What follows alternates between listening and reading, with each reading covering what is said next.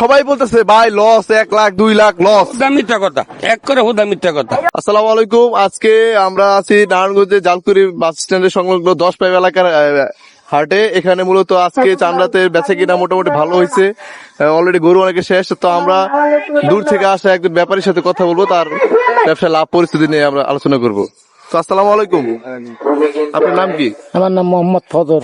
কটা করে নিয়ে আসছিলেন? আমি দুইটা পোশাক করে নিয়েছি বাড়ির। দুইটা আসছিলেন কোথেকে এবারকা? নাটোর। নাটোর থেকে? নাটোরের কাঁচাগোল্লা যে আমরা নাম শুনি সারা বিখ্যাত সারা বাংলাদেশে। তো আপনি দুইটা গরু কত টাকা বিক্রি করছেন? দুইটা গরু বিক্রি করছি 3,42,000। তো আপনার মোটামুটি কি লাভ হয়েছে না? আমি আরো 4-5 জনের সাথে কথা বললাম, সব ব্যাপারে বলতেছে তাদের নাকি লাখ টাকা 2 লাখ 3 লাখ লস হইতেছে। তো আপনার কি লস হয়েছে নাকি? আমার লস হয়নি, আমার বাইক পালা জিনিস তো আমার হয়েছে।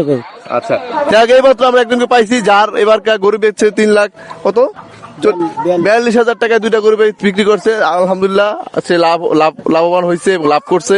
এবং এই একজন প্রথম পাইলাম যে মুখে স্বীকার করছে যে তার গরুতে লাভ হয়েছে। আমরা আরো কিন্তু অনেক ব্যাপারের সাথে কথা বলছি, কেউ কাকা বলে নাই যে লাভ হয়েছে। এই মাত্র একজনের সাথে কথা বলছি, সে বলতেছে 13টা গরু নিয়ে আসছে, তার নাকি 1 লাখ টাকা লস হয়েছে। ঠিক আছে, তো লস হয়েছে। তো আমি আপনার পাইছি, খুব ভালো লাগতেছে। তো আঙ্কেল, তো আমি চাই যে আপনারা প্রতি বছর আমাদের নারায়ণগঞ্জ শহরে আসেন। আপনার কোনো সমস্যা তো হয় নাই? না না না, কেউ ট্রিটমেন্ট দিচ্ছে বা টাকা পয়সা নিচ্ছে এরকম কোনো সমস্যা হয় নাই?